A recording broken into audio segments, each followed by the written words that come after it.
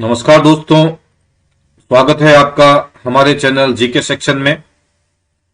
आज हम लाए हैं आरईसीटी आई लर्न असेसमेंट के महत्वपूर्ण प्रश्न और आज का अध्याय है 12 माइक्रोसॉफ्ट एक्सेल।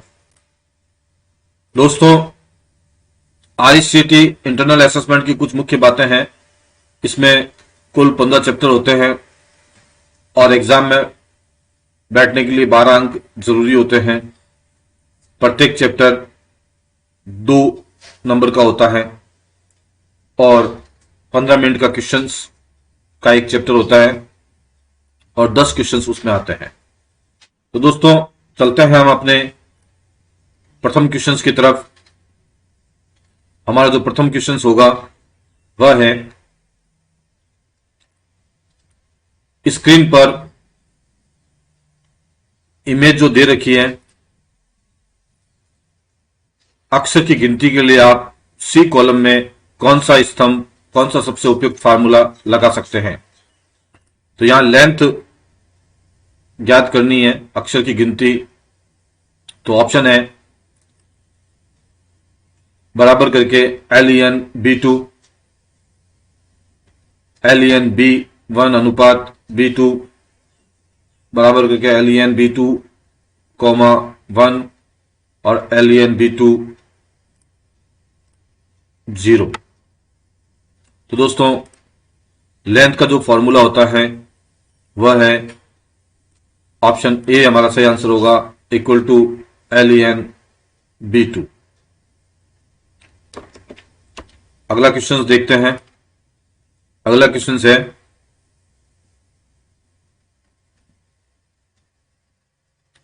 स्क्रीन पर इमेज, आप औसत आयु की गणना करना चाहते हैं। उपरोक्त सिनेरियो को ध्यान में रखते हुए इसके लिए आप निम्नलिखित में से कौन सा फॉर्मूला लगाएंगे।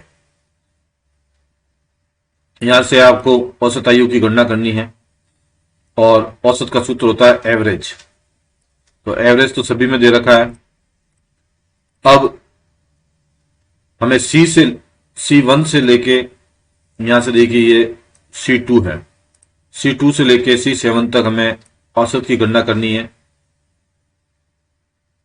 तो यहां पर ऑप्शन ए हमारा सही आंसर होगा, C2 अनुपात C7। तो ये सही तरीके से फार्मूला लगाने का तरीका है। और यहां प्लस का निशान नहीं आता है, ये नहीं आता है और ये भी इसमें नहीं लगेगा। तो एवरेज ज्ञात करने के लिए ऑप्शन ए हमारा यहां पर सही आंसर होगा। अगला क्वेश्चन देखते हैं।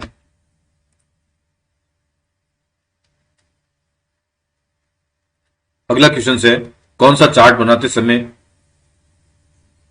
के बढ़ते जो मान के साथ रुझान को आदर्श रूप से दिखता है, जो नियमित समय अंतराल, हॉरिजॉन्टल या एक्स पर प्लॉट किए गए हैं। ऑप्शन है line chart, pie chart, column chart और रो चार्ट। दोस्तों, जो समय के अंतराल को जो बताता है वो होता है लाइन चार्ट, काम में लिया जाता है। तो हमारा सही आंसर होगा ऑप्शन ए, लाइन चार्ट। अगला क्वेश्चन देखते हैं। अगला क्वेश्चन है, स्क्रीन पे जो इमेज ये दे रखी है, इसमें आप सेल B2 में टेक्स्ट कैलकुलेट करना चाहते हैं। B2 में टेक्स्ट को कैलकुलेट करना है। 60% टेक्स्ट कैलकुलेट करने के लिए आप सेल B2 में कौन सा फॉर्मूला लगा सकते हैं। ये फॉर्मूला दे रखा है, ए दे रखा है, इक्वल टू A2 इंटू 60% बराबर करके दूसरा फॉर्मूला है A2 इंटू 7/100, सी है A2 इंटू 0.07 और उपरोक्त सभी। तो हमारा सही आंसर होगा ऑप्शन डी, उपरोक्त सभी, क्योंकि ये सभी में 60% ही निकलेगा। तो अगला क्वेश्चन देखते हैं। अगला क्वेश्चन है, स्क्रीन पे जो इमेज दे रखी है, आप सिर्फ 0 से बड़ी संख्याएं ही जोड़ना चाहते हैं। 0 से बड़ी संख्या, ये ध्यान रखना है आपको कि जो संख्या जोड़नी है वो 0 से बड़ी है। उपरोक्त सिनेरियो को ध्यान में रखते हुए इसके लिए आप निम्नलिखित में से कौन सा फॉर्मूला प्रयोग करेंगे। तो हमें 0 से बड़ी संख्या ज्ञात करनी है। तो हमें बराबर करके सम इफ फंक्शन का यूज करना होगा, और यहाँ पे ये ग्रेटर देन यहाँ दे रखा है, यहाँ से 0 से कम ज्ञात करनी हो तो इसका इस्तेमाल करेंगे। और ये तो जोड़ने के लिए होता है, क्योंकि यहाँ पे यदि कर लॉजिकल फंक्शन दे रखा है, तो यहाँ पे सम इफ का यूज करेंगे। अब देखिए A2 अनुपात A8, तो हमारा सही आंसर होगा option A, some if A2 अनुपात A8 और ग्रेटर देन 0। अगले क्वेश्चन की तरफ बढ़ते हैं हम। हमारा अगला क्वेश्चन है, एक्सेल में शॉर्ट ऑप्शन किस मेन्यू में होता है? ऑप्शन है फॉर्मेट, एडिट, टूल, डाटा। दोस्तों सही आंसर होगा ऑप्शन डी, डाटा। जो शॉर्ट ऑप्शन जो होता है वो डाटा मेन्यू में होता है। अगले क्वेश्चन की तरफ बढ़ते हैं हम। अगला क्वेश्चन है, एक्सेल 2003 का एक्सटेंशन, एक्सेल 2007 का एक्सटेंशन और एक्सेल 2010 की फाइल है। तो DO6 ये तो नहीं है, क्योंकि ये DO6 होती है डॉक्यूमेंट फाइल, वो MS वर्ड की होती है। अब इसमें XLS, XLS और XLX, option B, option C और ऑप्शन डी देखिए दोस्तों। और हमारा सही आंसर जो होगा वो ऑप्शन डी होगा, क्योंकि 2003 में एक्सेल का एक्सटेंशन था XLS और 2007 में XLSX और 2010 में XLSX। तो सही आंसर होगा ऑप्शन डी। अगला क्वेश्चन देखते हैं,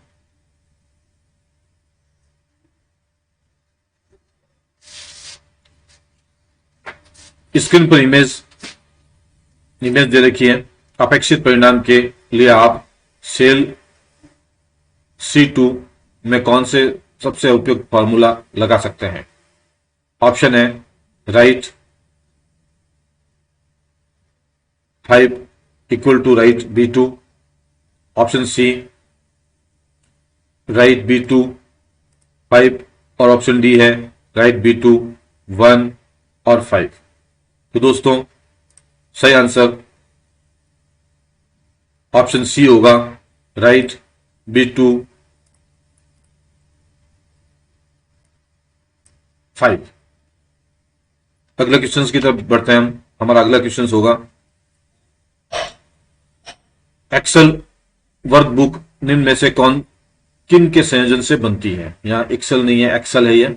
एक्सेल वर्कबुक निम्न में से किन के संयोजन से बनती है? ऑप्शन है वर्कशीट, वर्कबुक, वर्कशीट और चार्ट और चार्ट।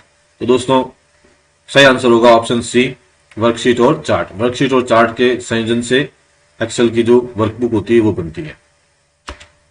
अगला क्वेश्चन देखते हैं, स्क्रीन पर जो इमेज दे रखी है उसमें अपेक्षित परिणाम के लिए आप C2 में कौन सा सबसे उपयुक्त फॉर्मूला लगा सकते हैं? तो दोस्तों ऑप्शन है equal to left 5, equal to left B2 0 5, equal to left B2 5, equal to left B2 1 5। तो सही आंसर होगा option C, equal to left कोष्टक स्टार्ट B2 कॉमा 5 और कोष्टक बंद। ये फंक्शन लेफ्ट फंक्शन है जो लेफ्ट की तरफ से जो अक्षरों को काउंट करता है या प्रदर्शित करता है। तो हमारे यहाँ पे जो रिजल्ट दे रखा है 5 कैरेक्टर ही बताने हैं, तो ये हमारा सही आंसर होगा। अगले क्वेश्चन की तरफ बढ़ते हैं,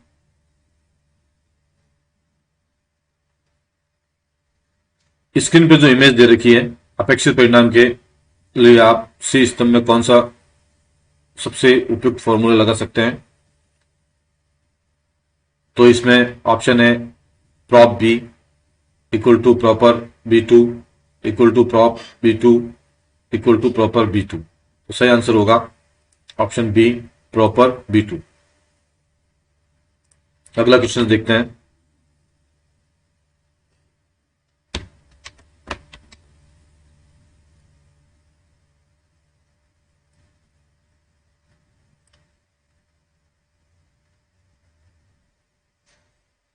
अगला क्वेश्चन है,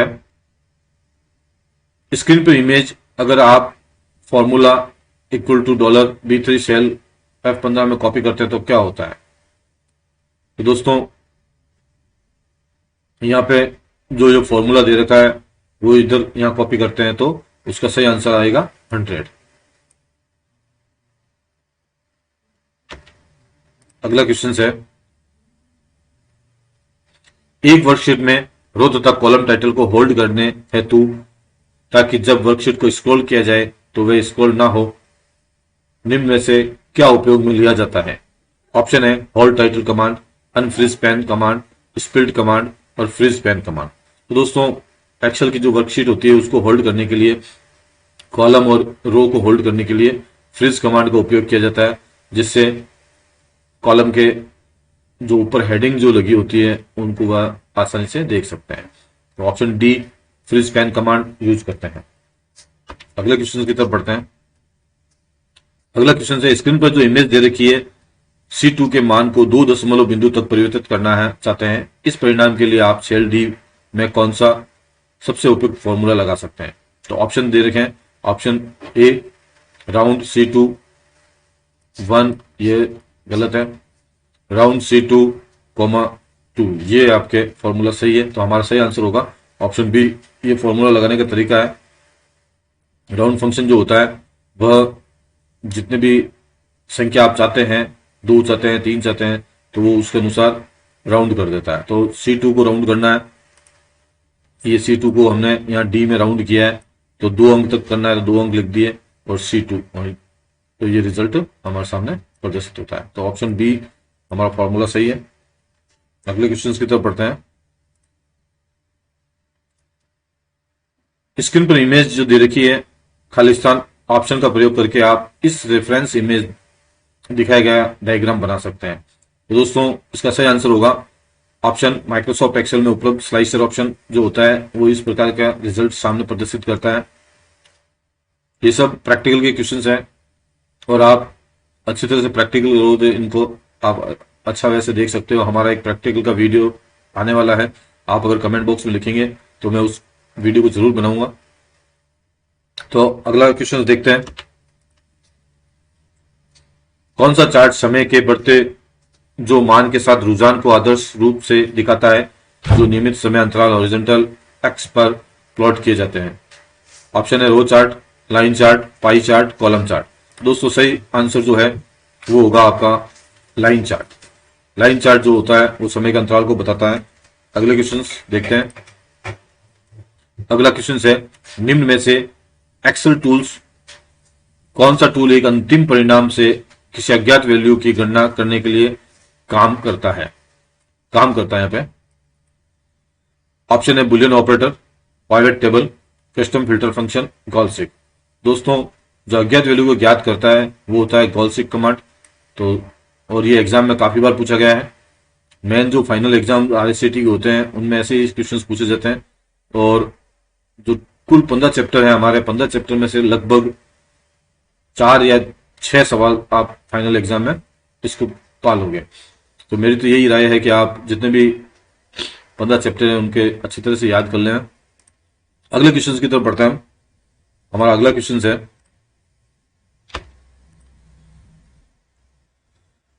स्क्रीन पर इमेज देखें, आप कम से कम उम्र की गणना करना चाहते हैं। उपरोक्त सिनेरियो को ध्यान में रखते हुए इसके लिए आप निम्नलिखित में से कौन सा फॉर्मूला प्रयोग करेंगे? तो दोस्तों मिनिमम का जो फॉर्मूला लगता है वो MIN का होता है, ना कि मिनिमम पूरा लगता है। दोस्तों MIN कर दिया और C2 अनुपात C7, तो ये हमारा बिल्कुल सही करेक्ट है। और ऑप्शन ए हमारा करेक्ट आंसर होगा क्योंकि इसके लगाने का तरीका यही है, इक्वल टू लगाया, MIN लिखा, कोष्टक स्टार्ट, C2 अनुपात C7, तो पहला ही सही है। बाकी इसमें पूरा मिनिमम लिख रखा है, ये गलत है। और इसमें MIN किया पर प्लस का निशान नहीं लगता है, इसमें अनुपात का निशान ही लगता है, तो ये भी गलत है। और इसमें MIN पूरा कर रखा है, तो ये भी गलत है। तो हमारा सही आंसर होगा ऑप्शन ए, MIN C2 अनुपात C7। अगला क्वेश्चन देखते हैं। स्क्रीन पर इमेज देखें, अगर आप सेल F15 में फॉर्मूला सम E13 E3 अनुपात E14 कॉपी करते हैं तो क्या होगा? तो जब हम E3 और E14 को कॉपी करेंगे और उसको हम F15 में पेस्ट करेंगे, तो वो क्या करेगा,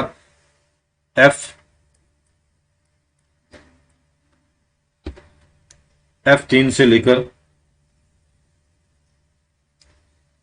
F3 से F14 तक जो भी फंक्शन है या जो भी वैल्यू है उनको ज्ञात करेगा।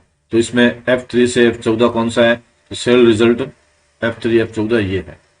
तो हमारा सही आंसर होगा ऑप्शन बी। अगला क्वेश्चन देखते हैं। स्क्रीन पर इमेज हिंदी और अंग्रेजी में 30 या 30 से अधिक अंक प्राप्त करने वाले छात्रों को खोजना चाहते हैं। उपरोक्त सिनेरियो को ध्यान में रखते हुए इसके लिए आप निम्नलिखित में से कौन सा फॉर्मूला प्रयोग करेंगे। तो इसमें आपको ये देखना है, और 30 और 30 से अधिक है तो एंड का फॉर्मूला लगाएंगे हम, क्योंकि 30 और 30 से अधिक है तो एंड का इस्तेमाल किया जाएगा। अब एंड हमारे एक ए और बी दोनों में है, तो देखते हैं ये फॉर्मूला कौन सा सही है। तो इसमें ये देखिए सेमीकोलन लगा रखा बीच में और यहाँ कोमा लगा रखा, तो सेमीकोलन नहीं होके यहाँ बीच में कोमा होगा। तो हमारा सही आंसर कौन सा बनेगा, ए बनेगा। जब कभी भी ऐसे फंक्शन वगैरह लगाते हैं हम तो कोमा लगता है, ना कि सेमीकोलन लगता है। तो हमारा सही आंसर होगा ऑप्शन ए। दोस्तों, वीडियो अच्छा लगे तो लाइक जरूर करना और चैनल को सब्सक्राइब करना ना भूलना, और अगर अपने दोस्तों के साथ शेयर करना चाहे तो बहुत अच्छी बात है।